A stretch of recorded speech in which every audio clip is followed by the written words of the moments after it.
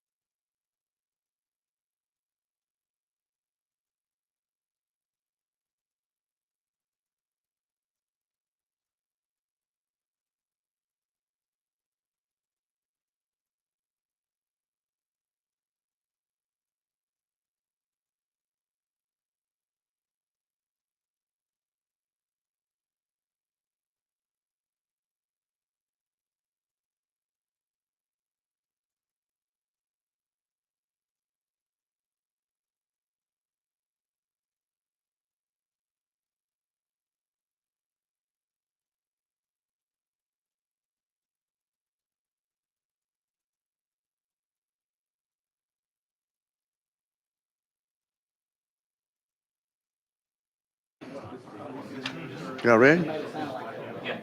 That's the whole thing right there. It's forever. Yeah, keep going down. I just want to pick and choose a few things. Yeah.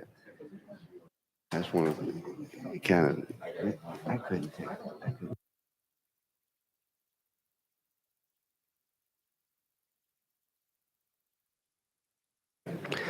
Welcome, everyone.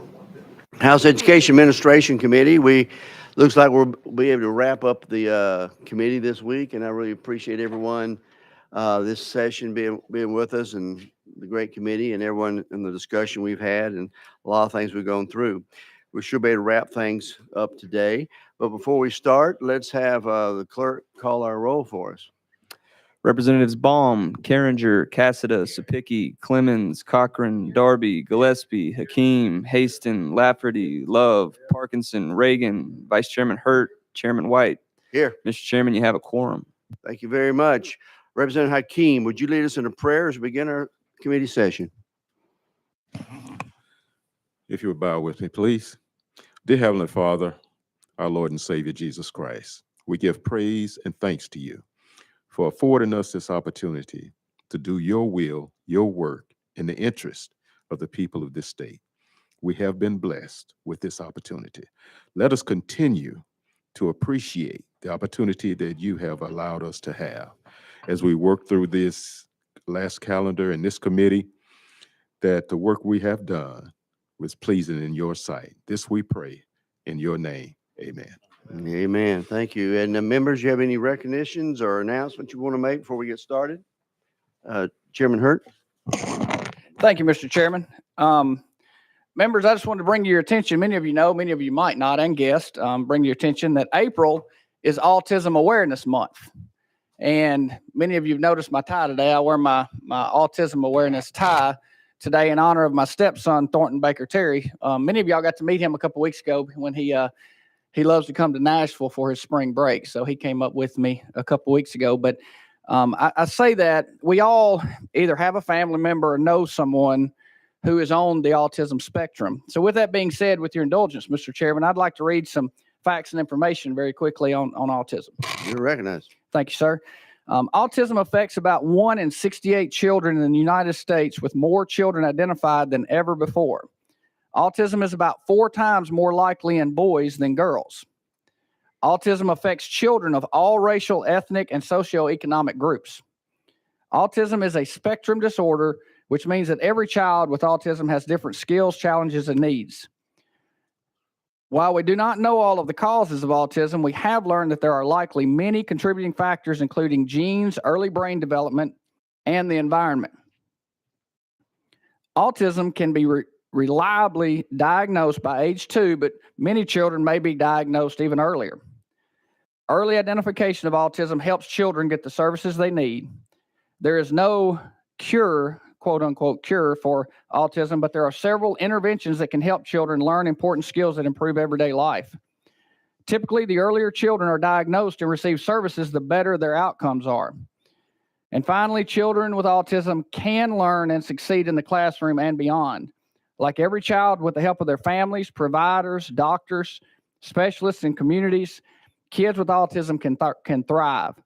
I wanted to mention this today in our final education, hopefully our final education committee, because our schools across our state and many very special teachers in those schools work hard each day to educate these students and to work to help them find their place in this world. These individuals are extremely unique and special, and I just wanted to take a minute and recognize them today. Thank you. Thank you, Chairman Hurt. Very much appreciated. Members, before we get started, I came across this the day. I saw this a long time ago, and I've been meaning to bring it up. A lot of times we are concerned about if we're pushing too hard in education or not, the standards we have. I went back and how many of you seen this? 1895 in Kansas, there's an 8th grade test. If you want to graduate from 8th grade in 1895, which is a Midwestern state, imagine Kansas in 1895. You have different categories. Grammar, you have 1 hour to take. I won't read all of it, but you have 1 hour to take this test. Give the 9 rules for the use of the capital letters. Name the parts of speech and define those that have no modifications. Define verse, stanza, paragraph. What are the principal parts of a verb? Give principal parts of do, lie, lay, and run. Define case and still illustrate each case. What is punctuation? Give the rules of marks and punctuation. And it goes on. That's your grammar part, and you have 1 hour to complete that. Arithmetic. Name and define the fundamental rules of arithmetic. A wagon box is 2 feet deep, 10 feet long, and 3 feet wide. How many bushels of wheat will it hold? If a load of wheat weighs 3,942 pounds, what is it worth at 50 cents per bushel, deducting 1,050 pounds for tare? I've already failed. Okay, it's just, it's like I missed some of this. District number 33 has a valuation of $35,000. What is a necessary levy to carry on a school 7 months at $50 per month and have $104 for incidentals? And the math test goes on. You have 1 hour and 15 minutes. U.S. history. Give the epochs into which the U.S. history is divided. Give an account of the discovery of America by Columbus. Show the territorial growth of the United States. Tell what you can of the history of Kansas. Describe 3 of the most prominent battles of the rebellion and name events connected with the following dates: 1607, 1620, 1800, 1849, 1865. And you got another part of the test is what is meant by the following: alphabet, phonetic, orthography, etymology, syllabication. What are elementary sounds? How classified? What are the following? And give examples of each: trigraph, subvocals, diphthongs, cognate letters, linguists.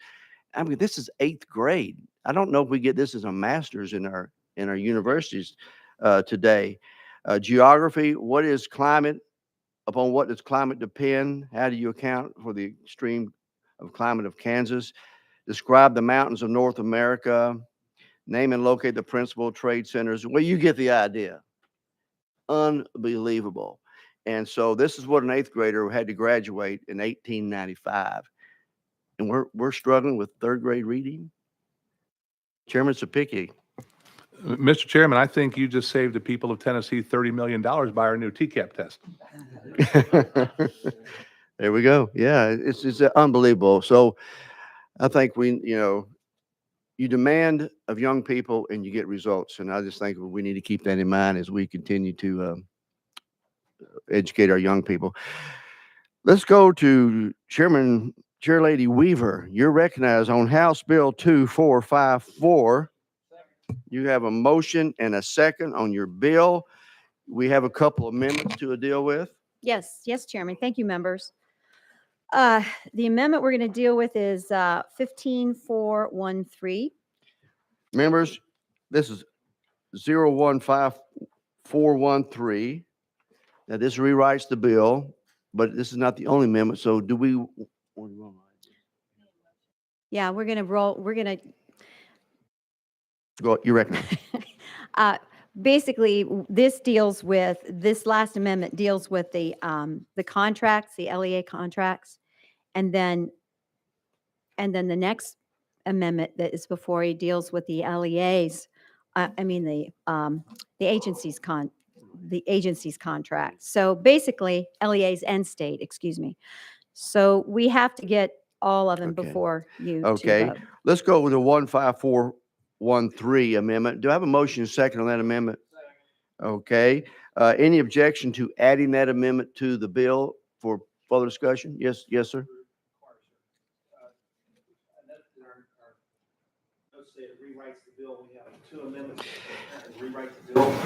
Yeah, that's what we want to get clarity on.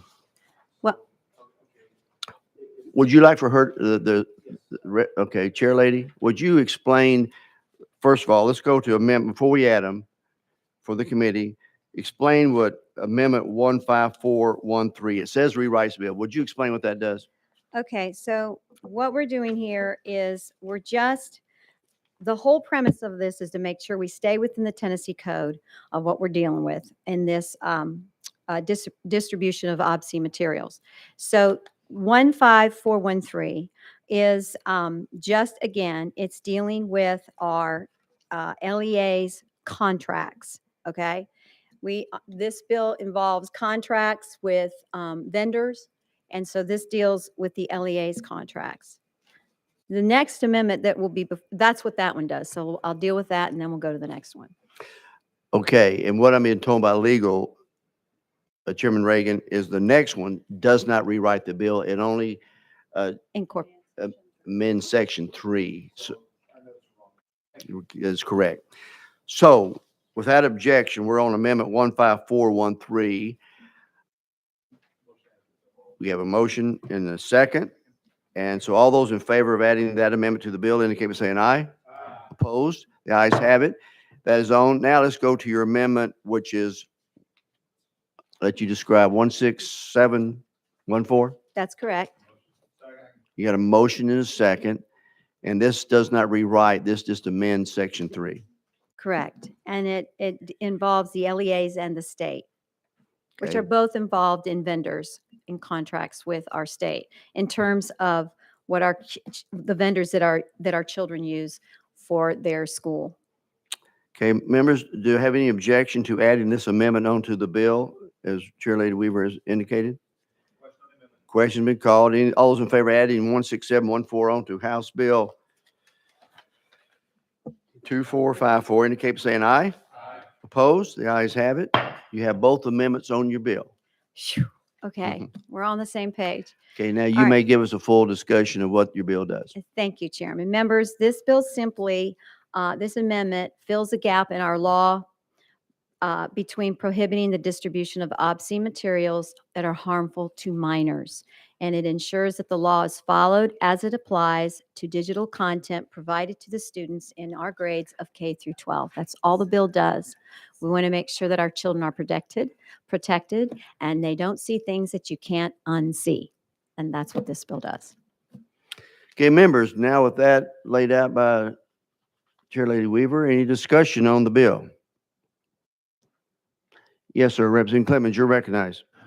Thank you, Mr. Chairman. I've received several concerns from librarians and others across the state of Tennessee in regard to this legislation. So we passed a bill similar to this on the House floor a week or two ago. Is this similar to the purpose of that previous bill, but just dealing with those types of materials that are deemed harmful or obscene online? Or how is this different? You're recognized. Thank you for the question, Representative. This does not deal with libraries, books of anything. This deals with the vendors that contract to the state that allow our children to do their homework and research papers. That's all this does. You're recognized. Thank you. And so right now, as I understand the law, they already have filters and are required to have these filters, and these contractors are required to have these to prevent materials. And it's my understanding that this bill would broaden the type of content that is deemed harmful to minors. Is that your intent, and is that what it does? You recognize, Chair Lady. That is not the intent. The intent is to protect our children, and the intent is to make, hold accountable those vendors that serve our kids in K through 12. That's the intent of this bill. Representative. And is there an instance that has driven this bill that has caused concern among any existing vendors with the state of Tennessee or any LEA that has allowed content to come through the type of channels that you're seeking to further regulate? You're recognized. I have heard of some, yes, in the state of Tennessee. I've heard where children will use their iPad. They will put a code or their passcode in, and there's algorithms in the searches, and certain algorithms will pull up certain things. I find that unconscionable through K through 12. Excuse me, follow up. Yeah, if there's already filters on those, I'm confused as to how that is not being addressed already and how it doesn't already exist under existing law, unless you're broadening the scope of what is deemed harmful to minors. Chair Lady Weaver. There are no filters on these vendors. You can put filters on other aspects of the internet, but you could, like, For instance, my son has filters on their phone for my grandkids. This just deals with the vendors. And this is saying to the vendors, if you're going to do business in the state of Tennessee, we want to make sure you abide by our law that is already in code to not violate the Tennessee code we currently have. And that is all the bill does. It doesn't deal with books. It doesn't deal with libraries or librarians. Again, as a mother, many of you are parents and grandparents here, just want to keep our kids safe. That's the intent of the law, of this bill. Mr. Chairman, may I go out of session and ask legal a question, please? Without objection, legal, you're recognized. I think this is for legal. Do our LEAs and schools not currently use technology, or do we not have laws currently being in use to block and filter materials that are harmful to minors? Katie Robertson, Office of Legal Services. TCA Section 49.1.221 requires each LEA to adopt an internet accessible use policy. And the policy must contain provisions that are designed to prohibit certain inappropriate use by school district employees and students of the school district's computer via the internet. And then it goes into a couple other provisions that must be in the policy. What this bill does is makes it more specific to certain things that should not be allowed in that contract, and also extends it from just the LEA also to state entities as well. Any question of legal representative? No, thank you. I appreciate it. Thank you. We are back in session. Any further discussion? You withdraw. Question's been called. Any objection to that question? Hearing none, seeing none. All those in favor of moving House Bill 2454 to calendar rules indicate by saying aye. Opposed? The ayes have it. Thank you, Chair Lady. Thank you, Chairman. Thank you, members. Item number 10, House Bill 2604. That was by Representative McKenzie. Is he here? I see where the bill has not passed the Senate, so it's dead in the Senate. I do not see Representative McKenzie. Anybody know anything about his desire? If not, I'm going to, okay, Representative Parkinson, you recognize? Thank you, Mr. Chair. Can you just roll that to the hill for us real quick while we contact him? Because there have been other bills that have been presented on the floor that didn't pass in the Senate. Okay. Without objection, I will roll House Bill 2604 to the hill of today's calendar.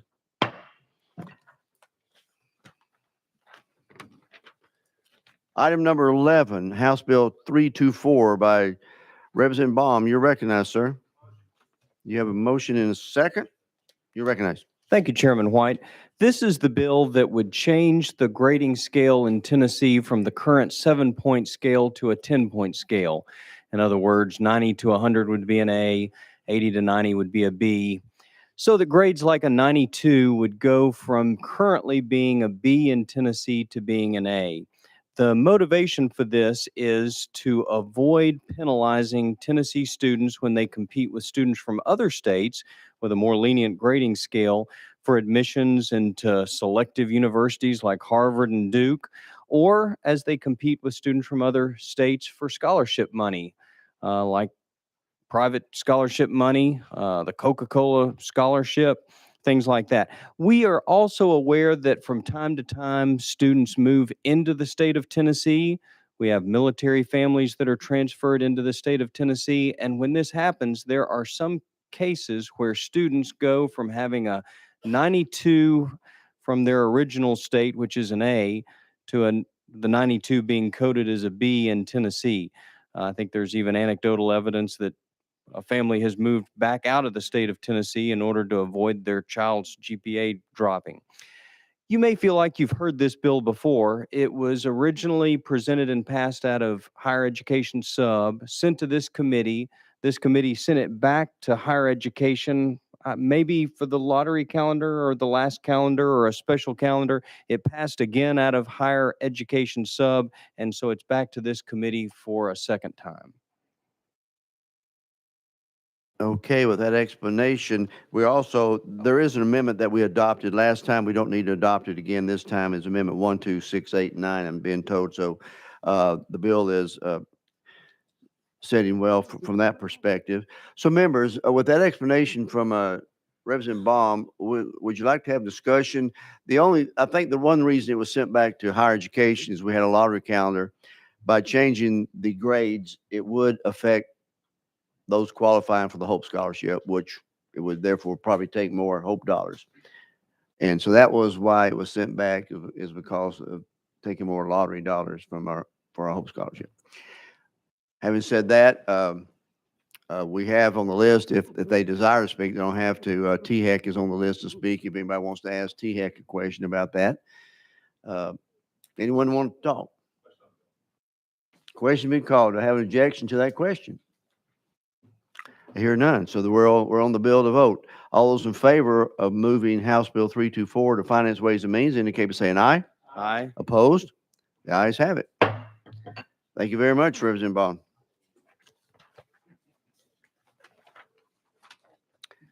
HB 2606, item 12 is Representative Gillespie. You're recognized. You have a motion and a second, sir. Thank you, Mr. Chairman, and I have a untimely filed amendment that I'd like to add. Oh, wait, Okay, first, sorry. 1 second.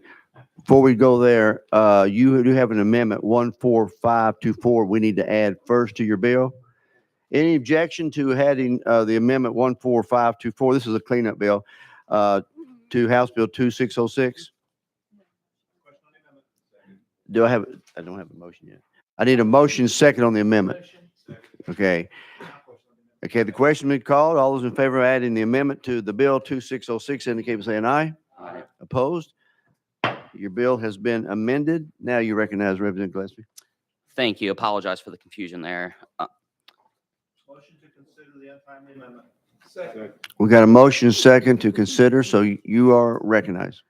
Thank you, Mr. Chairman and committee. So what this amendment does in section 30 of the bill in part B, there's just a part that says institutions authorized under this section. There's just a technical glitch there that doesn't exist, and we're just simply removing that.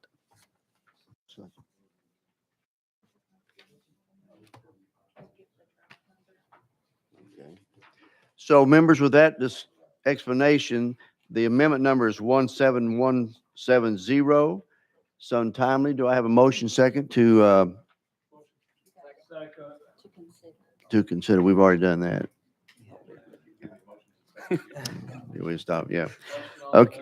Okay. The question on the amendment, the explanation has been given. All those in favor of adding 17170 to the bill indicate by saying aye. Aye. Opposed? Okay. The ayes have it. Your bill's in proper order. You want to tell us what we're doing? Yes, sir. Thank you, Mr. Chairman and committee. What this legislation does is it just further defines some of the proprietary information for-profit education sector by streamlining the state authorization process, by reducing the regulatory burdens on schools and aligning the law with the best practices in the field. And with that, I do have someone from THEC. If y'all do want to go to session and ask some questions, you are. Questions been called for on the bill. So THEC, never mind. Okay, all those in favor of House Bill 2606 going out of counting rules indicate by saying aye. Aye. Opposed? The ayes have it. Moves out. We have one more THEC cleanup bill. I'm going to give the gavel to. Thank you very much. Sorry. Okay, members. Okay, members, next on the agenda, we have House Bill 2094 by Chairman White. Probably motion and seconded. Chairman White, do you have an amendment? Let's see, the amendment is 14298. That is what we're showing. Motion and second on the amendment. Does that amendment make the bill, Chairman? It does. Yes. Okay. Members, without objection, we'll vote on adding the amendment to the bill before, and then we'll hear explanation on the bill as amended. All those in favor of adding the amendment to the bill, say aye. Opposed, no. Ayes have it. Amendment is added to the bill. With that, Chairman White, you are recognized on the bill as amended. Thank you, members. Again, this is like the one that's for, we took this from Tennessee Higher Education Commission. It's a cleanup bill that they brought to us. It deals with financial aid and saves money for the state by cleaning up some portions of the code. And we can have T-Heck up here if you'd like to get into details. I'd be glad to.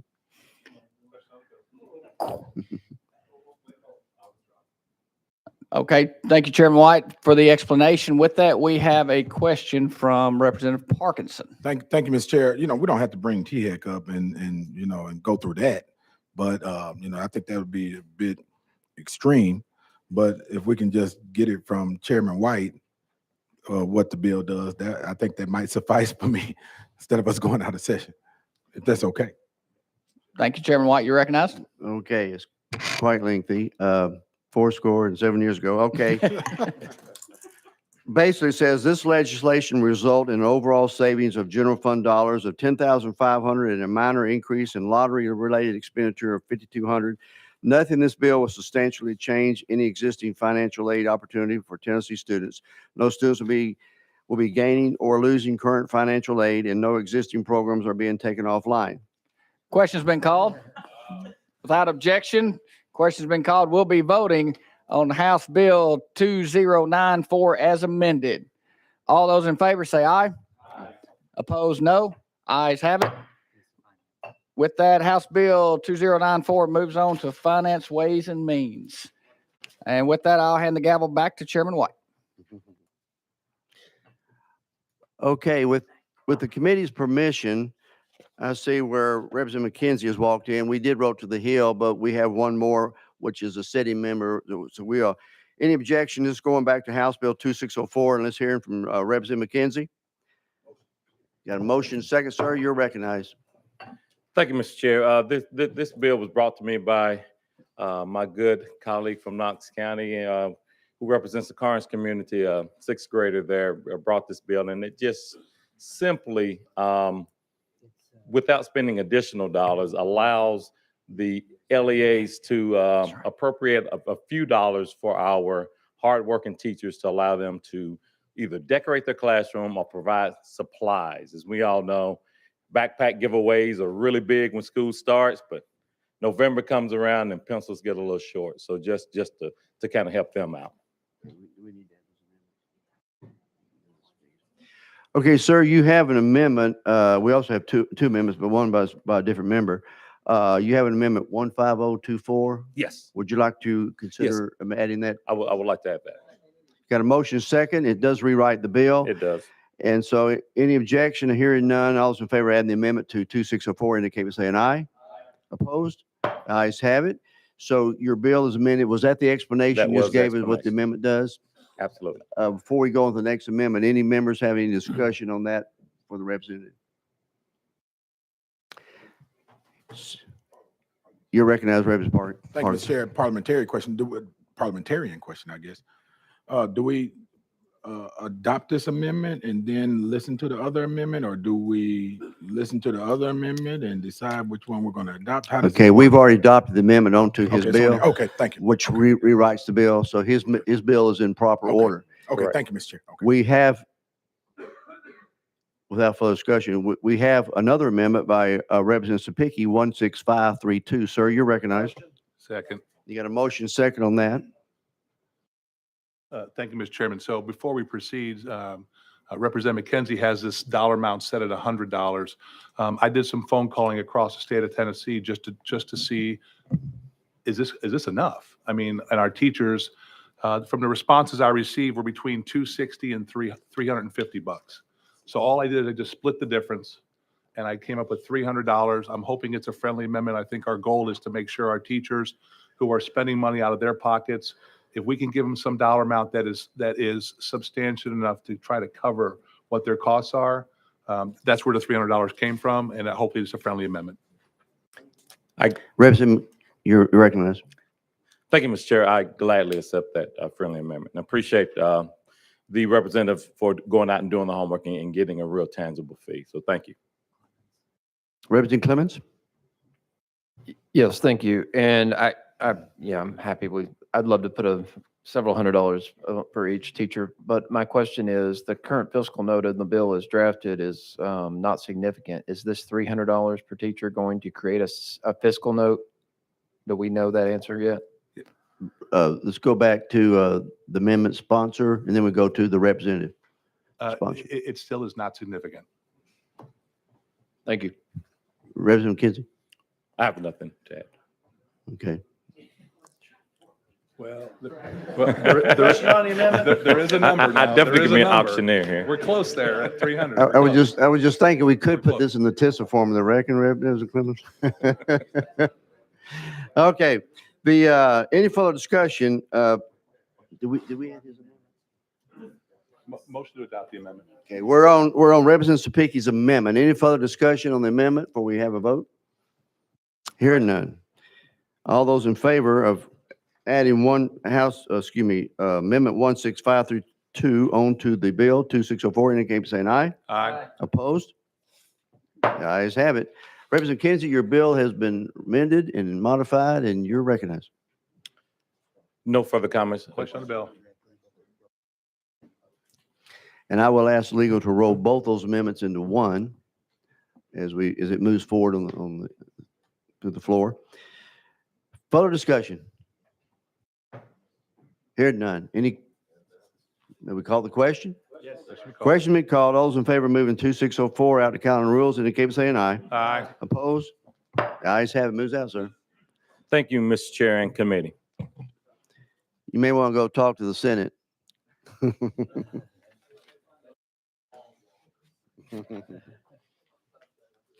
Okay, members, we have another bill on the calendar today. That would be the item number, back here.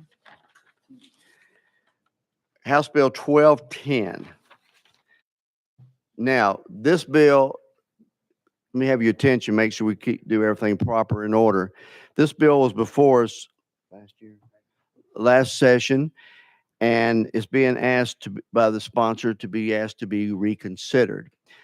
So to be reconsidered, I need 9 yeses on the motion to reconsider. So before we can begin discussion, we've got to go through that process.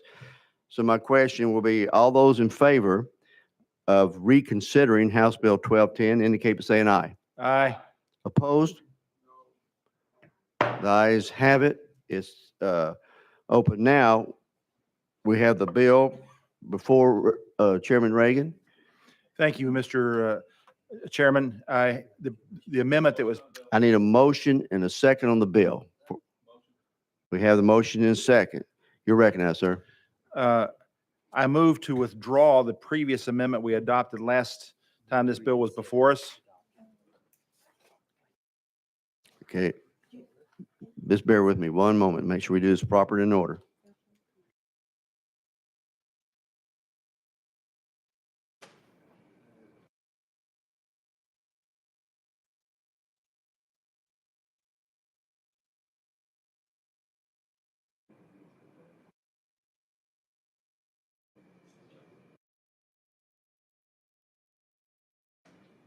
Okay, members, I need a motion to reconsider 7101. That's the one that's the one you want to withdraw. Yes, sir.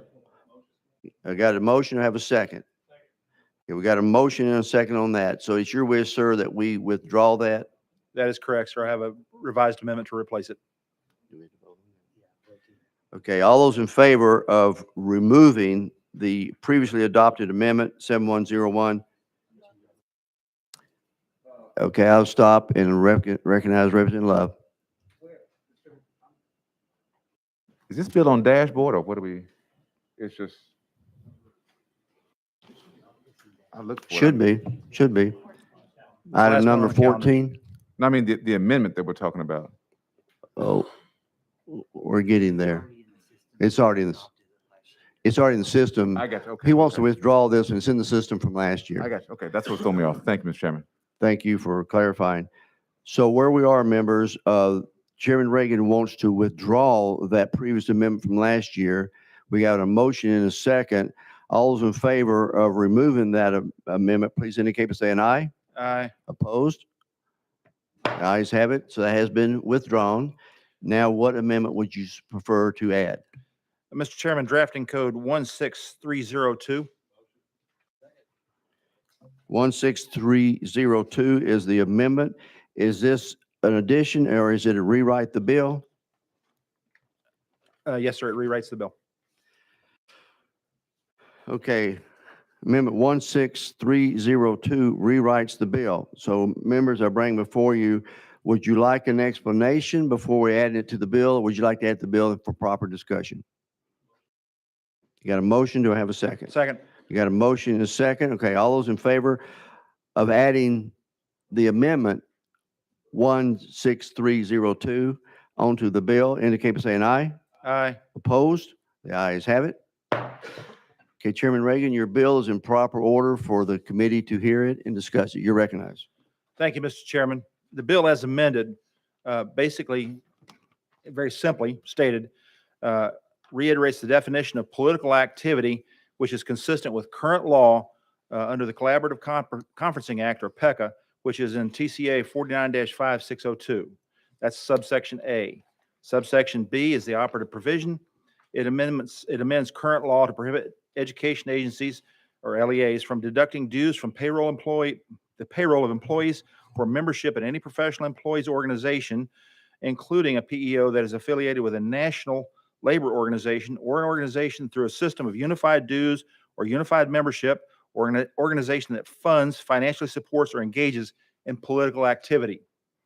Subsection 3 clarifies that nothing in this bill would prohibit teachers from personally and voluntarily contributing dues to any professional employees organization of their choice. That's a simplified explanation. I will stress again that it applies only to the dues of professional employees organizations. No other dues, whether it's insurance or whatever else is affected. The bill does not put any restrictions on teachers, nor does it otherwise hamper what they would do. This bill applies only to the LEAs. That said, the original law and inspiration for PECA, which is the Professional Educators Collaborative Conferencing Act, applies to education, already applies to educators, so this is not new. I would further state that as far as I'm aware, no other leading state employee organizations that are affiliated with a national 501c5, which is labor unions organizations, which are inherently political or require membership in such organizations as a condition of jobs, or join the state's local political association. I can go into greater detail if you prefer, but I stand ready to answer questions. Okay, we do have 3 speakers have been asked for us to go out of session. Members, do you have any questions of the chairman before we go out of session? Okay, without objection, we're out of session. I would like to bring up OREA. Russell Moore, Lauren Webb, or Linda Weston here. What I would like to is see if we can limit our comments to about 3 minutes per speaker. And having said that, Ms. Moore, you know the drill. Just make sure everything's turned on and identify yourself. Yes, sir. Good afternoon, Mr. Chairman, members of the committee. I'm Russell Moore. I'm the director who is the legislative liaison for the Comptroller's Office. Linda Wesson, the assistant director, could not be with us today. Last year, OREA was asked to research the payroll deduction provision that is part of the current law on collaborative conferencing, which passed in 2011. And through our research, we identified about 21 districts last year that had a payroll deduction for professional employee organization dues in their MOUs. And MOUs are the memorandums of understanding between school board management and teacher representatives. But more districts than those 21 that I just mentioned had payroll deductions for teacher association dues. At least 10 districts we identified had them as part of board policies, and a number of other districts authorized such deductions as part of broader policies or general practice. And our understanding of this amendment is that it would prohibit all districts from allowing payroll deductions for such dues, whether or not such a practice is part of a memorandum of understanding. And that concludes my remarks this afternoon. Could you say that last part again? You said that this amendment, I may have just heard it Yeah. wrong. I think what I was trying to convey is that we researched MOUs and the PECA that passed in 2011. And we found that there were some districts that were doing deductions through the MOUs. But we also found that there were deductions being done outside of the MOUs. And that would be either through general practice or policy. And so our understanding of this amendment is that those would be prohibited, whether or not it's part of an MOU. But if I may ask a question, make sure I understand, as we go through this process, the chairman said that his amendment only affected professional organizations. Does it affect anything else like the deductions of healthcare and all the other benefits that may be in a local system that they do? Or does this affect this only what the chairman's trying to get at? Our understanding is that it's just teachers association dues. Okay, that's So- your understanding. Okay. Yeah. Thank you. Members? Representative Cochran? Thank you, Mr. Chairman. And I was wondering if you could give us a little bit more detail. I know you mentioned the districts that had MOUs, memorandums of understanding. Yeah. Tell us what that looks like. That's a memorandum of understanding between the LEA and who, and how is that established? There's a process for doing that, but basically it's an understanding between the school board management of the LEA and the teacher representatives. That it's basically an agreement that they come to for various things that they negotiate through that. You recognize, sir? Teacher representatives with, like an example of that would be the TEA. That is correct. Okay, thank you. Anyone else? Ms. Webb, were you wanting to add anything to, or? No, just here to answer questions. Thank you. Okay. Members, further questions of our guest? Chairman Spicky. Just to clarify, if this bill would pass in its current form, it would not prohibit the TEA from collecting dues outside of the school system in their collection, where they could just do direct withdrawal from the teachers, correct? I would refer to subsection C where it says does not prohibit an employee of an LEA from personally and voluntarily remitting dues to a professional employees organization. Thank you. Thank you. Very helpful. Further questions of OREA? Yes, sir. Representative Ball. Thank you, Chairman White. As currently set up, are employees automatically enrolled in the deductions or do they have to opt in? I do not know the answer to that question. Someone else may want to speak on that.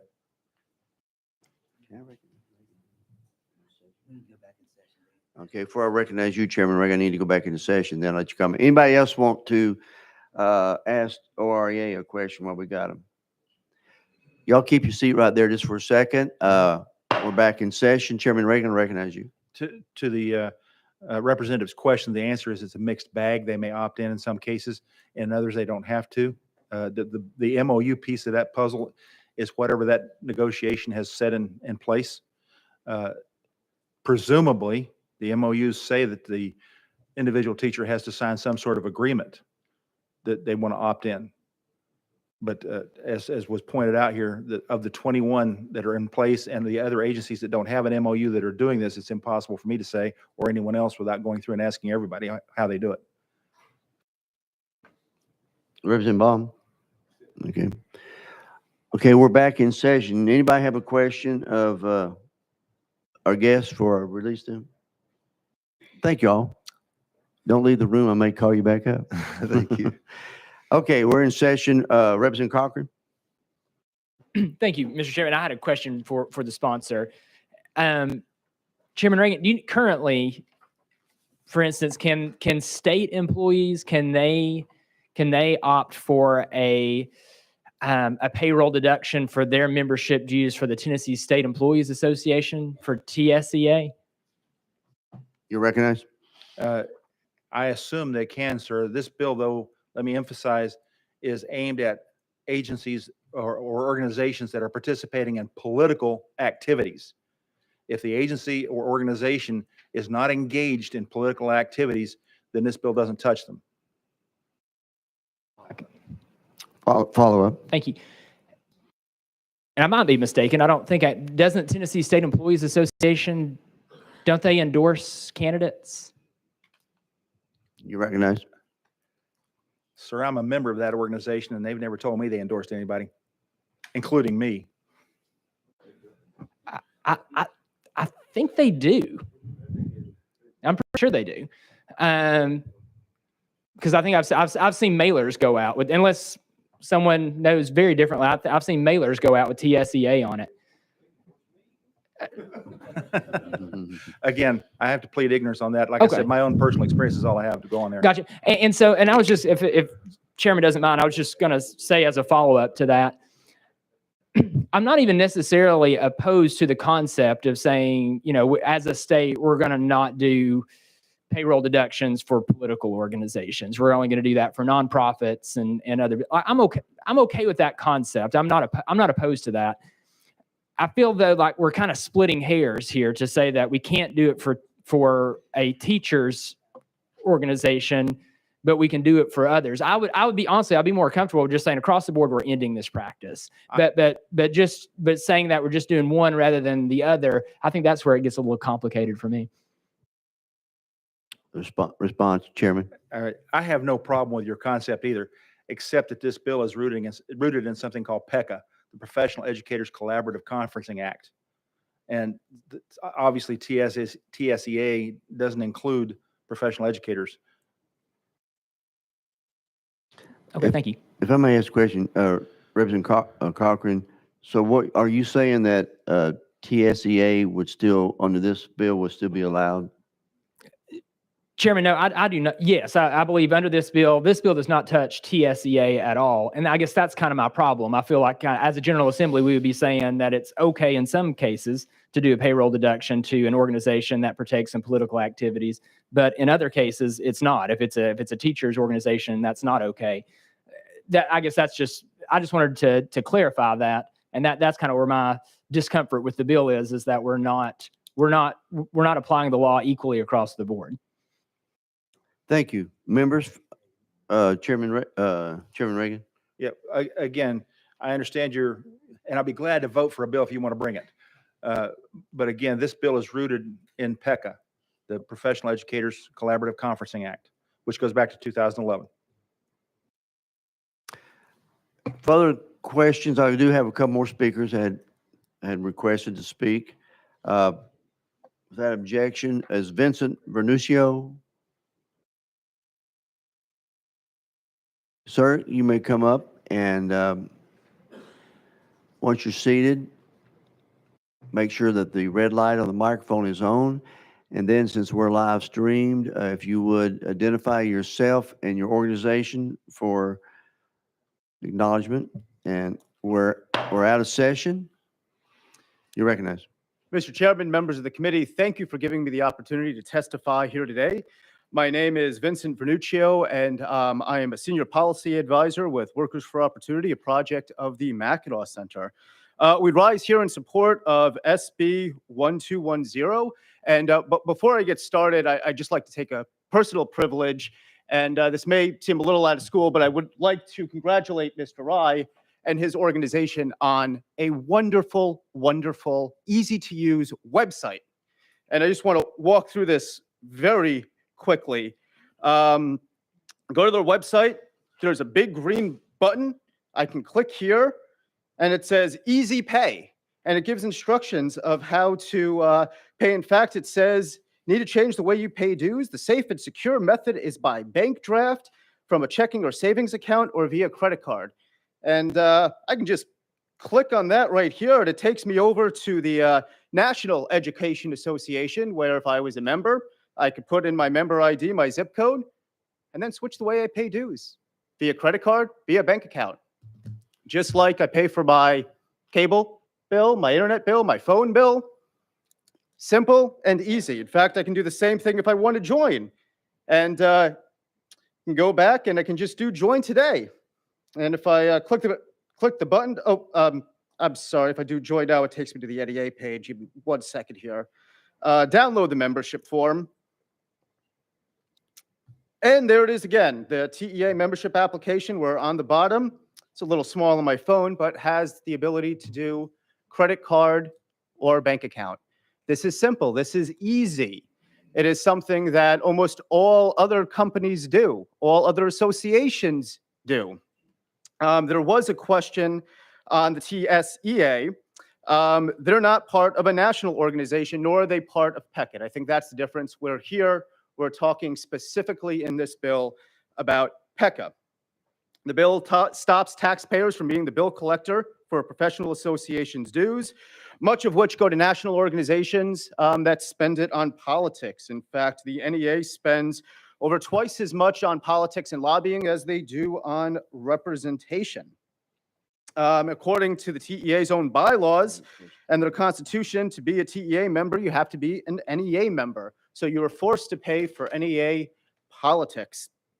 There's been a lot of misconceptions. We've talked about some of them. First, to pay a local professional association, you also have to pay the national. We are here in the PECA, so that is why we are only talking about LEAs. This also applies to any future agreements if you look at the bill text. So it does not affect current memorandums of understanding. It also only applies to these professional association dues and not to insurance or anything else. So with that, I would be happy to take questions. Thank you very much. Members, with that explanation from Mr. Vernuccio, any questions of our guest?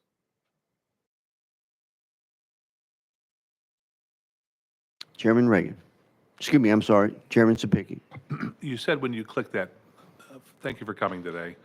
You clicked that website, the TEA website took you to the NEA. Yes, if I apologize, there were 2 buttons on there. One was red, one was blue. I clicked the Join Now red button and it took me to the NEA membership form. Then I went back and I clicked the red Join Now button or download the membership form, and that was the TEA/NEA membership form. You recognize? So for clarity, can you be a member of the TEA and not be a member of the NEA? Not according to their constitution and bylaws. It says to be a member of one, you have to be a member of both. Thank you. Okay, members, any further discussion with Mr. Vernuccio? Chairman Hurt. Thank you, Mr. Chairman. Toward the end there, you mentioned something about the MOUs also. Did I understand, or maybe I misunderstood? Would you clarify? Did you say that it would not, this legislation would not affect the MOUs? I mean, would it or would it not affect? Did I misunderstand that? Section 2, just at the end of the legislation, says this act takes effect July 1, 2022. And then it goes on to say that it applies to agreements entered into or renewed after July 1, 2022. So current MOUs would stay as is, but any new MOU or extended or renewed MOU, they would be affected. So it would not affect those current MOUs. Okay, thank you. Further questions, Mr. Vernuccio? I am pronouncing your name correctly, right? You are, Mr. Chairman. Thank you. Thank you. Chairman Sapicki can't look like my. Okay. Thank you, sir. Thank you. We're back in session for the moment. We do have one more speaker as requested. Any questions of the bill sponsor before we go back out of session? Seeing none. Okay, Mr. Jim Rye, you are recognized. We're out of session again. You are recognized. You know the drill. There we go. Jim Rye, Tennessee Education Association. Couple of things to clear up quickly from what I just heard. First, the amendment that has been adopted, I will read from the amendment. An LEA shall not deduct dues from payroll of an employee for a professional employees organization as defined in 495602. All right. That is referencing the PECA law, but that is covering teacher associations. This bans payroll dues deduction everywhere in the state. That's what this bill does. All right. So a point was made, and I think it's really important. LEAs, by their own act, offer payroll deduction slots for a variety of things. Could be secondary insurance. It could be a number of different things. And then also, they may, it's permissive, offer a payroll slot for their professional association. A lot of LEAs outside of PECA. Let's just put that aside. This is not a PECA bill anymore. This is a ban on payroll deduction for every LEA across the state. This has nothing to do with PECA. This is a payroll deduction ban, period. Now, I appreciated some of the questions on here too, because when we look at this bill, it is, as the chairman did mention, aims at teacher organizations. That's what this does. Very specific 495-602. It's just for organizations like myself, the one I work for and that I belong to. And so I want to be very clear on the adoption of this. A couple of other things are brought up. You're right, this does focus only on teacher organizations, not on state employees, not on firefighters with IAFF, not police officers with FOP. It is, as the chairman says, it aims at teacher organizations. All right. I work for a 156-year-old organization in Tennessee. People can join, teachers can join, teachers can drop. We do have a unified due structure, right? That if when you join TEA, you're joining your local and you join NEA. Every teacher that joins us voluntarily understands that, knows it. And just because we have an ability to go onto their website to say, oh, well, they can just do that. That, of course, we offer different ways to pay membership dues, but payroll deduction as granted by LEAs, when they grant it, it is something that teachers have used, and this just takes it away. Just says, no, for you folks, you can't do this. Leaving payroll slots right now in LEAs for a variety of other things that also do advocacy, and it treats us completely different than other employee organizations and entities. Thank you. Thank you. Mr. Wright, go back to your very first sentence, your very first paragraph, when you were describing, I wanted legal to hear this because I may have to get an opinion. You said that this bill, an LEA shall not deduct dues from the payroll of an employee for a professional employee organization as defined in 495-602. That is correct.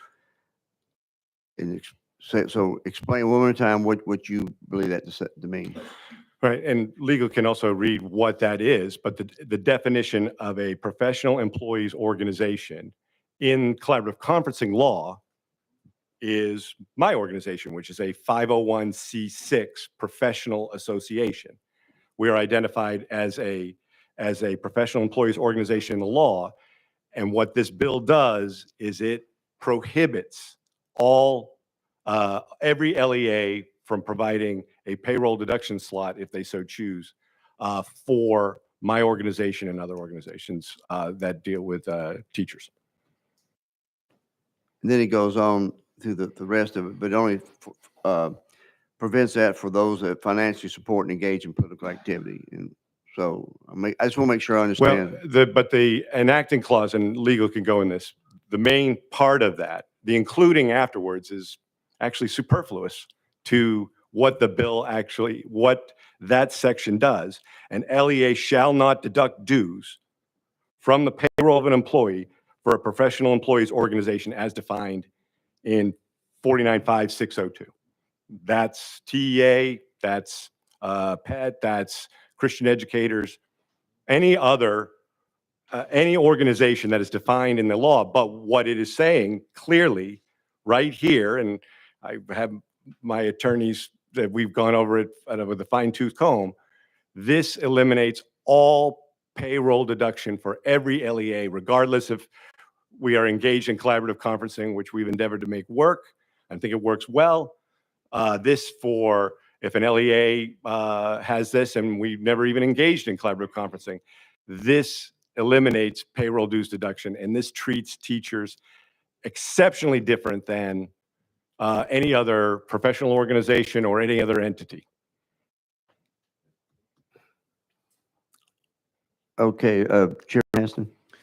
Thank you. Earlier, we talked about there was opt-in discussion. I'm not aware in my district of any automatic opt-ins. Is that something that is prevalent, or just Yeah. your thoughts? It doesn't exist. We're a right-to-work state. I'm proud to work in a right-to-work state. People have to join TEA. They're not automatically enrolled. If you have a veteran teacher that like to join, or you have other teachers coming into the profession, it's a voluntary. It's up to the professional employee to join. There is no automatic enrollment. And by the way, we would never want to automatically enroll anybody. You want members that want to be in your organization. It's really critical. I appreciate that question. Thank you, Mr. Chairman. Chairman Haston, did you finish? Okay, Representative Sapicki. Just a quick question. If a teacher wanted to just join the TEA because they did not align with the NEA's politics, is that possible for a teacher in Tennessee to join the TEA and not have to join the NEA? No, and reiterate. So the membership of the organization that I work for and belong to, the bylaws and the Constitution are set by the membership, right? This is not we are 100% governed organization by the teachers. And in our bylaws, we have a unified dues structure. So if you want to only join the local because I'm interested in this, no, you need to join the state and the national, right? And every teacher that joins our organization understands that. And we are very proud to represent a large portion of teachers in our state. Chairman Hurd. Thank you, Mr. Chairman. I may be asking the same question in a different way, but I just want clarity on this. Does your organization force any LEA to have automatic payroll deduction? No, actually, it's impossible to force an LEA. The law is very clear that an LEA may. It's permissive. It can be asked in a negotiation where we do collaborative conferencing, but the vast majority of LEAs that provide payroll deduction just do it because they think it's a valid area for a payroll slot. The same with secondary insurance or other things. Chairman Hurd. Just a quick follow-up. Thank you, Mr. Chairman. Okay, so basically, if an LEA participates in this, it's voluntary. By the LEA has made the agreement and they've made the decision to participate in this. Is that an accurate statement? Yes, Thank the you. LEA, it's completely permissive. The LEA has total control over that. I have a question. Let me go to Chairman Sapicki first. So just to follow up on that, are there, to your knowledge, across the state of Tennessee, are there dues being collected by an LEA that are not part of an MOU? Yeah, Mr. Chairman. You recognize? Yes, that many LEAs across the state provide a payroll slot for professional dues. Yeah, I mean, that's not part of an MOU, or we've not engaged in collaborative conferencing at all. Chairman Sapicki. So if it's not part of an MOU, who's covering the cost of the people who are collecting the dues? Okay, so then we get into something that we've discussed previously, that an LEA, that there would be a cost to their payroll department. Payroll offers, I mean, the LEAs and their staff offer payroll deduction slots for a variety of things, right? It's not just professional associations or secondary insurance. They can offer something with credit unions, Christmas clubs. They do that because they feel that that is a good service to provide their teachers. And so that LEAs have done that and can to understand that they can work it in their payroll department, and if they grant it, that's terrific. I've got one. How many teachers in Tennessee are members of the TEA? Do we have that number? How many current active members are members of TEA in Tennessee teachers? Our total membership is approximately 41,000. In Tennessee? Correct. Okay. Are they all active or the retired teachers? Or? There's a mixture of that. Okay. Let me ask this question. I'm just trying to figure this out. My position, I'm just trying to be fair. I'm trying to figure out, exactly what be fair. As Mr. Venuccio pointed out, what is the harm with TA when other professional organizations, you go on the website and if you want to be a member, you just go on the website and you join. What is the harm in just TEA membership going that right? Why do we need the payroll deduction, or why do you want it? Or could it not be just as well done that way, the way some other organizations do it? Mr. Chairman. You recognize? We have members that pay their membership dues by bank draft or other means. What this bill is doing, though, is it singles us out to say, but you cannot pay dues by payroll deduction. And here's the point, I would say. Many members for a number of years have been using payroll deduction. And then if this bill as amended passes, they will no longer be able to do that because a state law now says you cannot do that. And teachers will ask, well, why are we, I don't know, aimed at, picked on? Why were we singled out that I now have to convert and to move this over? Payroll deduction is a convenience. Payroll deduction is something that LEAs grant. And having a bill that bans the practice statewide for every LEA, we feel is unfair and singles us out. Okay, but there are other professional organizations in Tennessee that teachers are member of that's the way they do it. And there are other organizations that also use payroll deduction slots too, right? I mean, I just go back to whenever I look at a bill that singles out teachers for whatever reason, I would look to and saying, if this also brought in other public employees organizations, well, then we would all be sitting here talking about that. It's just that focusing that no professional employee organization as defined in law can use payroll deduction as a service to the teachers is, again, I believe, terribly unfair. Thank you. Chairman Speaker, I see your hand up. So, and I'm going to kind of switch gears just a little bit here. And that was the reason why I asked the question about can you be a TEA member without joining the national organization? And the answer was no. However, with TSEA or the firefighters or the state troopers, you can join their local group, but are not required to join a national organization. TEA requires that a teacher from Tennessee that may identify with Tennessee and the views of Tennessee is forced to join a national union that may not share their views. They don't have a way to opt out of that. I mean, I'm kind of struggling with this. If the TEA would tell their people that you don't have to join the NEA unless you want to, it's a totally different story, but you're forcing teachers in Tennessee to join a national organization with some of the things that they've done don't represent the values of Tennessee. And I think you're putting the Tennessee teachers in a no-win situation. Is if they want to be represented by the TEA, the 40-some thousand members, not only are you forcing them to join the NEA, you're forcing them to pay dues to a national organization that they may not align with. And I think that's one of the struggling points I'm struggling with. Thank you. Mr. Chairman, may you may follow up on that. The verb forced makes little sense to me. Nobody is forced to join any organization. We are a right to work state. It's important to remember. And people can join, they cannot join. It is clear when people join TEA that we have a unified due structure. And that,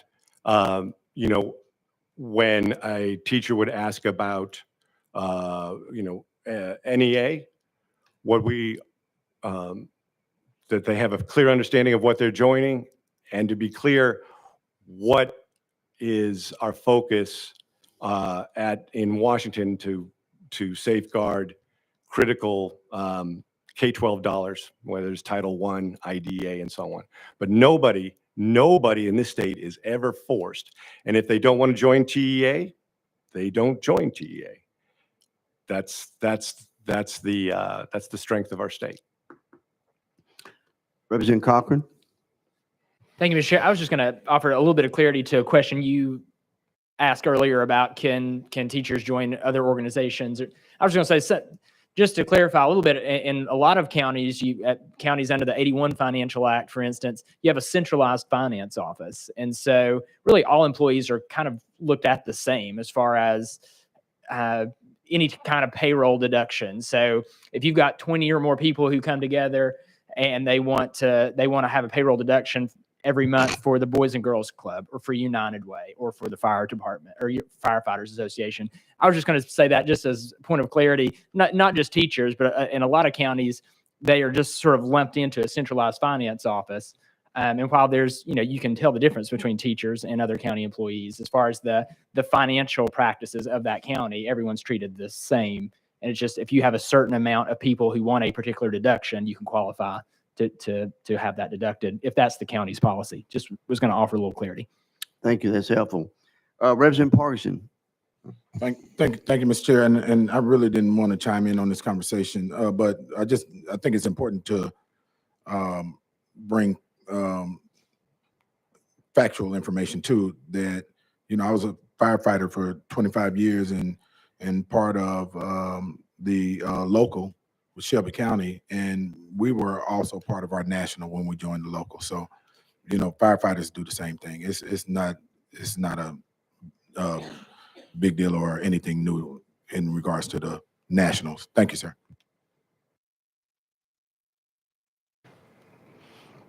Did you need follow up on that or anything? That was, thank you, Mr. Chairman. That was my understanding with the IAFF and also often with the FOP, that they also belong to their national organization. It's not an uncommon practice. But again, I would reiterate too, it's clear in the membership forms, it's clear on everything that we discuss with both the membership internally and when people ask to join, that they understand what that is as far as our unified due structure. That is something that the membership has voted on, and we are 100% governed by our membership. Okay, we are, in one moment, we're still out of session. Okay, any objection? We've got a motion. Thank you, Mr. Ryle. Thank you, Mr. Chairman. and members. We're back in session, and we'll go back to our bill sponsor to comment on anything that has been said lately. Thank you, Mr. Chairman. And I want to clarify some things here. I think the water may have been muddied a little bit too much here. In the first place, this bill is not attacking teachers. Let me make that very clear. My daughter is a teacher. This bill does not attack teachers. I also want to make it clear that anybody that wants to join the TEA is certainly welcome to under this bill. It's a question of whether or not the state, through their county organizations, is going to help the TEA collect the money. And I wouldn't object to that, except that in the law that we passed in 2011, and I know I carried that bill, in the law that we passed in 2011, we prohibited all, underlined, italicized, bold print, all political activity. Now, if the TEA were independent and not engaged in political activity, this wouldn't be a problem. But they are part and parcel of the NEA, which engages in political activity openly. Therefore, they're violating our state law. Furthermore, it's up to us to make it easy for our citizens to comply with state law. If the TEA allows members to submit dues through bank draft, which, by the way, I'll point out that PET and some other organizations do as well, no problem. They can engage in whatever activities they want to. It's when they tie that money being collected by a subunit of state government and sent to them. That's violating our law. And just for clarity, let me read you word for word what this says in section B, an LEA shall not deduct dues from the payroll of an employee for a professional employees organization as defined in 49.5-602, which Mr. Rye implied included something other than teachers. That is a patent falsehood. That implication is false. That section applies only to, and I can read it to you if you want, or we can have legal read it. It applies to educators, period. It doesn't apply to firefighters or police or anybody else. We're talking about educators/teachers. Continuing, including professional employees organization that is affiliated with a labor organization incorporated under 26 U.S. Code 501c5 through a system of unified dues or unified membership, or an organization that funds, and this is the key part, financially supports or engaged is in political activity. Colleagues, I don't care if the TEA does whatever they want to, as long as they're not involving the state and helping them do it. Having our political subunits, i.e. counties, LEAs, collect dues for them is forcing us to violate this law. And I, for one, think that you live by the book. If the book's not right, you change it, but you don't ignore it.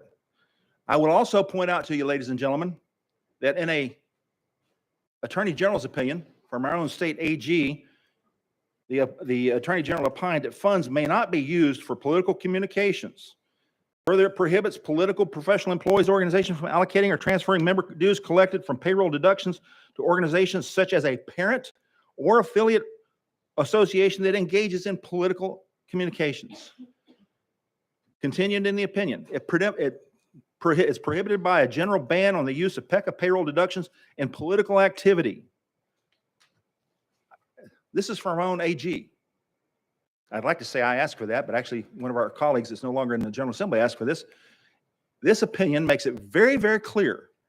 There's a bright line between a professional organization that is just there to represent their members and help them out, as opposed to one that engages in political activity. And again, I want to emphasize political activity includes things that we have been wrestling with in the General Assembly. I have here a National Review article. The nation's largest teachers union embraces the fundamental right to abortion. Now, folks, you don't get a much more political issue than that. We've had bills across the floor numerous times on that very topic. This article goes on to cite others, which I won't waste your time going through, except to point out that the NEA has positions on non-binary, trans people, etc. Again, we're into the political realm. This is not education. This is not a professional organization. This is political activity. And the law that I cited to you prohibits that. The bill that is before you makes it impossible for them to violate this law. When the OREA was up here, one of the things in this report, which I have a copy of here, this massive document, one of the things that they cited was that it's impossible, once those funds are deducted and sent, to tell what goes for politics and what goes for anything else, which is why that AG opinion says what it says. I encourage you to help us help them comply with the law. The TEA can still get their dues. All they've got to do is get their members to do it just like the Professional Educators of Tennessee does it, through deductions, a bank draft, a credit card. I really don't care. But let me stress one more time, this bill is not attacking teachers. I resent bitterly the muddying of the water in that respect. This bill is about doing what our law says we're supposed to do in terms of supporting organizations with political activities. Thank you, Mr. Chairman. I waxed overly eloquent there. I apologize. I stand ready for questions. Yep. Okay, the question's been called. Are there any objection to the question? As chairman, I ask that your yeas be yeas, your noes be noes. All those in favor of moving House Bill 1210 to calendar and rules, indicate by saying aye. Aye. Opposed? No. The noes have it. Bill fails for lack of majority.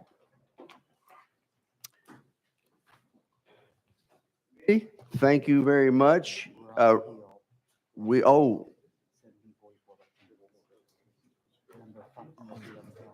one second, let me Representative Clemens, you're recognized. Thank you for recognizing me on House Bill 1744, Chairman White. Oh, yeah, members, let's go back to item number 3, House Bill 1744. I got a motion and a second. Representative Clemens, you are recognized. Thank you, Mr. Chairman and committee. And for those of you on the subcommittee, I apologize for repeating myself, but this bill would require the state of Tennessee to provide free school-based breakfast and lunches to every child in Tennessee public schools. Since before 1956, the state of Tennessee has provided free textbooks to every child attending public schools throughout the state of Tennessee. We mandate children to attend schools, and this simply makes sense to make all meals at school free of charge. And of course, the bill requires LEAs and the state to exhaust all federal programs as well to reduce costs. Providing free school meals for all children in Tennessee is supported by 90% of parents across the state, according to a Vanderbilt Center for Child Health Policy poll, the results of which were released in last month, March of 2022. This well-supported initiative to provide free school-based meals would help meet the basic nutritional needs of children required to succeed in the educational environment. When asked about their household's ability to afford food over the past 12 months, over 30% of parents reported some level of food insecurity within the past year. Nearly 45% of parents reported their families received support from a food or nutrition assistance program, including free or reduced meals. A growing body of research suggests that food insecurity is associated with poor mental health outcomes, including depression, anxiety, and stress. And meeting the nutritional needs of children is one way to help combat mental health challenges in children and set kids up for emotional and educational success. Ladies and gentlemen, we know that hunger is an ACE. We talk a lot about up here of reducing ACEs in the community. And we know that everything that happens in the community comes into that schoolhouse. We cannot expect our teachers to address every one of those things, but we as a state have a duty, I think, to do what we can and within our means to address. We require these children to come to school. We should be providing these children meals after exhausting all federal programs, of which there are several. And with that, Mr. Chairman, I'm happy to answer any questions, and I would ask for passage of this legislation. I am fully aware of the fiscal note on this legislation, and I'd just like to see this bill move on, expressing the sentiment of this committee. Thank you, Mr. Clemens. I don't think there's anybody on the committee who wouldn't agree with you that every child needs to eat. And so I think the concept is, but my question is, you got a $750 million fiscal note and finance is full. Oh, so what are your plans moving forward? Well, I think there's a fair question and debate to be had, or at least a discussion to be had in the Finance Committee. You know, that's the committee charged with the fiscal nature and status of the state of Tennessee. Our state has overcollected it did overcollect $1.8 billion between August and January of this fiscal year. We're sitting on a pretty large, substantial reserves of 16 plus billion are recurring, 6 billion of which are in the education fund. And then we're looking to increase the rainy day fund to $1.6 billion this year. So I think the question and the discussion that's worthy of discussion in the Finance Committee is, what are our state's priorities and our financial priorities as a legislative body? And again, I don't expect this committee to have that discussion. That's not necessarily in our purview in here, but I would love to have that conversation in the Finance Committee, Mr. Chairman. Okay, sir. Chairman Reagan. Thank you, Mr. Chairman. And to the sponsor, I assume, sir, that you're familiar with Title 39, 15401, abuse and neglect of the child. The question I have for you is, if a parent is capable of feeding their child and they choose not to do so, does that constitute abuse or neglect? You recognize, sir. Thank you, Mr. Chairman. I think what we have is we have families who experience food insecurity, and I think that we have an incredible issue with poverty across the state of Tennessee. In West Tennessee alone, we have 32% of families experience food insecurity. In Middle Tennessee, 31% of families. In East Tennessee, we have 31% of families as well that experience food insecurity. This is not always the result of poor parenting or neglect. This is a result of poverty, which can be generational. And is often generational. And so you have a lot of circumstances that are outside the control sometimes of individuals. I would say that if someone has the means and is intentionally failing to provide their child with food, that is certainly within the definition of state code. That is not what we're seeking to do here or really of relevance here. You know, every parent has the ability to, not every parent, but some parents have the ability to pay for textbooks in their child's public schools, but we provide free textbooks. So I think what we have the opportunity to do here as a state is to provide free meals for every child that is compelled and required to attend public school in the state of Tennessee. Chairman Reagan, you want to follow up? Yes, please. Thank you. I noticed that free textbooks are not mentioned in Title 39 as something constituting child neglect. I further noticed that you mentioned 30%. What about the 70% that can provide it? You're wanting us, the taxpayers, to pay for everybody. I submit to you, sir, that those who can pay for their children's meals are obligated both morally and legally to pay for their children's food. It should not be the taxpayer picking up the tab. I think while your motives are laudable, this bill is unacceptable because it is basically excusing parents of complying with basic parental responsibilities, feeding the child. Thank you, Mr. Chair. You're welcome. You'll follow up to the sponsor of the bill. Well, Mr. Chairman, I would simply say that the same people who are actually paying taxes in Tennessee that would cover this, the cost of this legislation, are also paying for their children's schools. So they're actually paying twice. This would only require them to pay once. Chairman Lafferty. Thank you, Mr. Chairman. The heart shown in this bill is obvious. Everybody wants the kids to eat. Nobody wants to look like a bad guy. You quoted some numbers on poverty. The history of these types of programs, first, government is the least efficient allocator of funds that I've ever seen in my 50 years of walking this earth. By taking those dollars from people that may already be on the edge of hitting that poverty line, they may just be barely making it, able to feed their kids, able to get them off to school on time, keep their bellies full. Those people are going to be taxed, just like the highest earners in this state would be taxed, to pay for this food for everybody, including those that can already afford it themselves. And I would suggest, history would suggest, not just me, that you move people closer to that poverty line by increasing their expenses, having to pay for programs, these social programs. It's a dangerous, it's a noble cause. It always is. But the end result, you will make more people poorer and have fewer than 70% people that are capable of taking care of their own children. You may cut that number then quickly to 60, and then soon after that down to 50. This is, I'm sorry, but I could not support your bill. We have Representative Parkinson. Thank you, Mr. Chair. Well, you know, let's look at the moral thing. Let's feed the kids. I don't even know why we're even having a big debate about this. If we have an opportunity to let this representative go and fight for this bill through in fiscal, then the right thing to do is just move this bill and let him deal with it in fiscal. The right thing morally for us to do is to feed the kids. Secondly, most of us know that the governor is going to proposing a tax reduction in groceries for, I think, what, 30 days or something like that. That's proposed in this budget.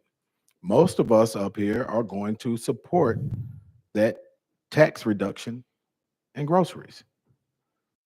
Those groceries that are purchased are going to feed the kids, right?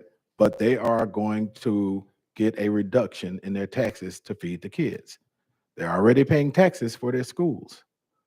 So to say that some taxpayer is going to be burdened by another taxpayer's opportunity for their kids to be fed when we're all going to support no taxes on groceries would be a bit, it would probably clash somewhere on the graph if you look at it on the graph. And so I would say let's not play politics, number one.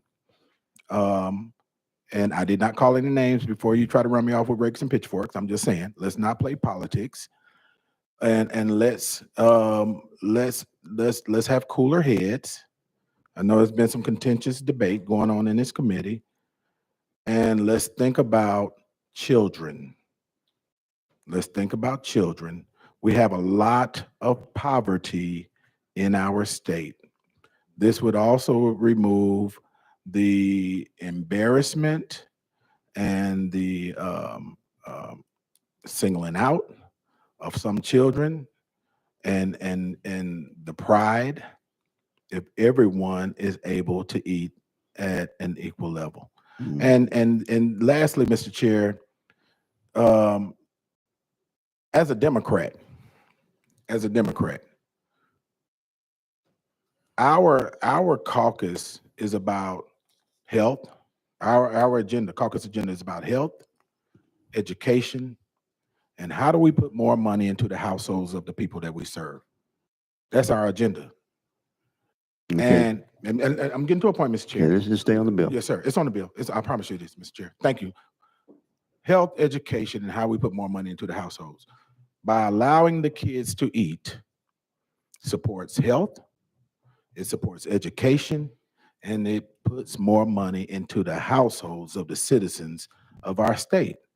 Let's let the children eat, please. Thank you. Okay, Representative Love, you're recognized. Thank you, Mr. Chairman. I simply just remind everyone that in a piece of legislation that advanced out of this committee yesterday, we acknowledge the fact that there is concentrated poverty in this state. We say that a child who lives in poverty can generate extra dollars for that school. A child who themselves is impoverished generates extra dollars, which means that we all accept that it's an issue with poverty in this state. And I agree. We have to do some things that help children who are impoverished. 2019 10 Ed report says this: an analysis of TCAP performance over time indicates that those school systems with consistently high levels of poverty tend to have consistently low scores on TCAP. Likewise, those systems with the least amount of poverty tend to have consistently higher scores on TCAP. There is a correlation, even if it's not a causation, between persons who are unable to have that meal in the day and the performance in the classroom. And so I see it as a way not just to feed the children, but also if we're talking about ways to close the achievement gap, speaking about ways that we can increase academic attainment of our students, one possible way is to make sure that at least on that Monday and Tuesday, Wednesday, Thursday, and Friday morning and afternoon, when they go into those classrooms, they will have eaten and can concentrate on what the professor, the teacher, the instructor is disseminating to them. And so I just would encourage my colleagues to think about it again, that it's an opportunity for us to be consistent with what we have said. My colleague just stated the fact that we're going to have a grocery tax that will support, and in that grocery tax, those who can provide for their families will also get the tax off. And those who may have had a more difficult time providing will get the tax off. We have sales tax weekend specifically for parents before school starts to go and buy supplies for their children with no sales tax. Some can afford to pay the tax, maybe some can't.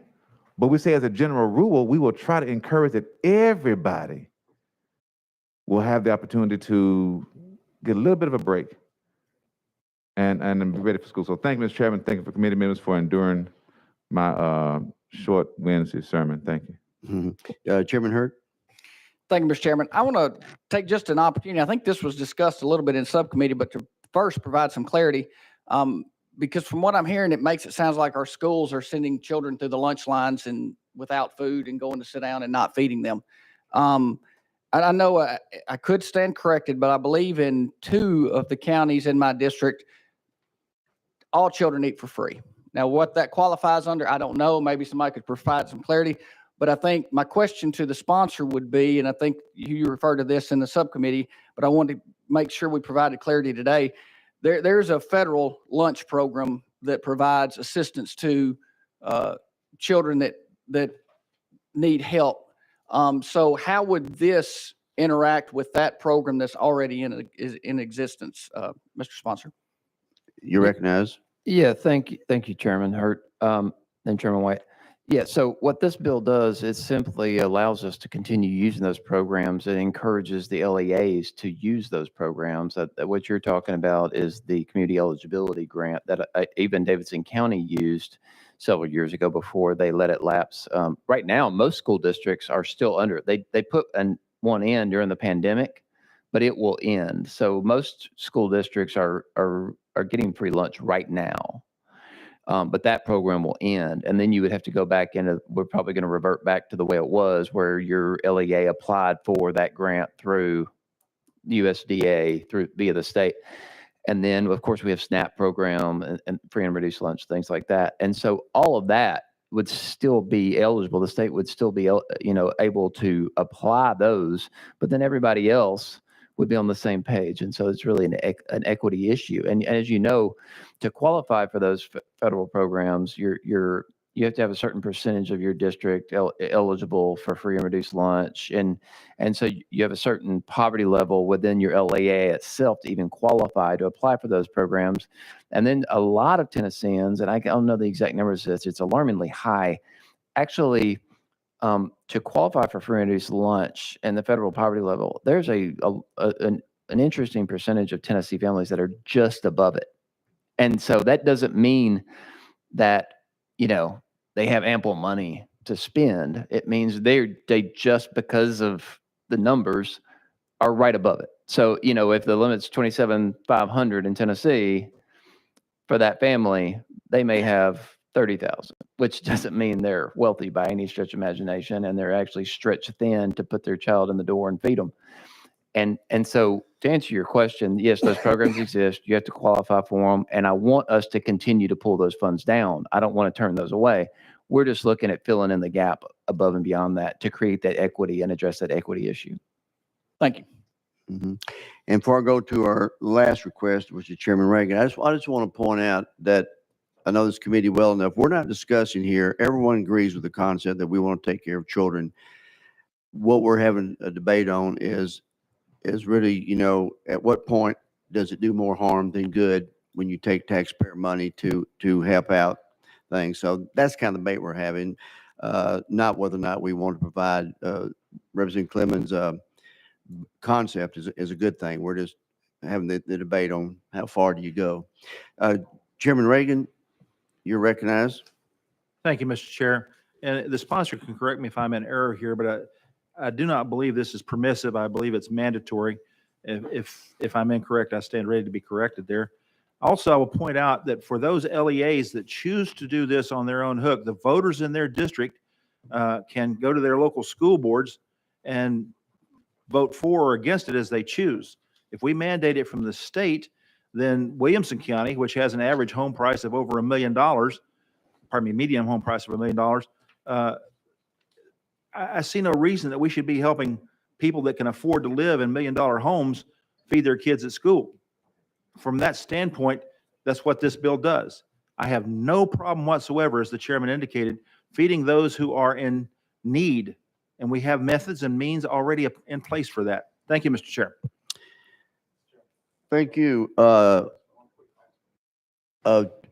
me go to Chairman Sapicki. He hasn't spoken, then I'll come back to you to wrap it up.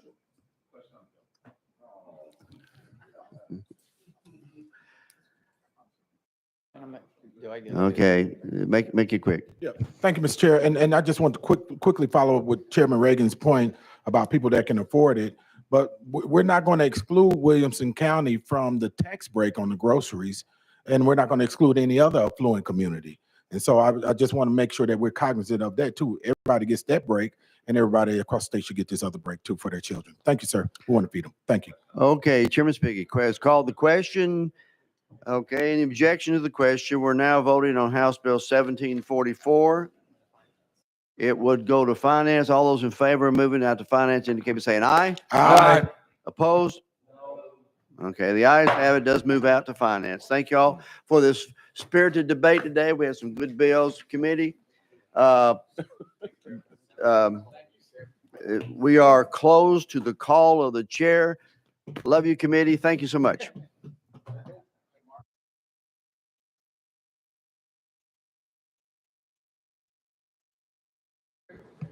Hey, Mr. Chair, thank you for a good job on the committee this year. Thank you.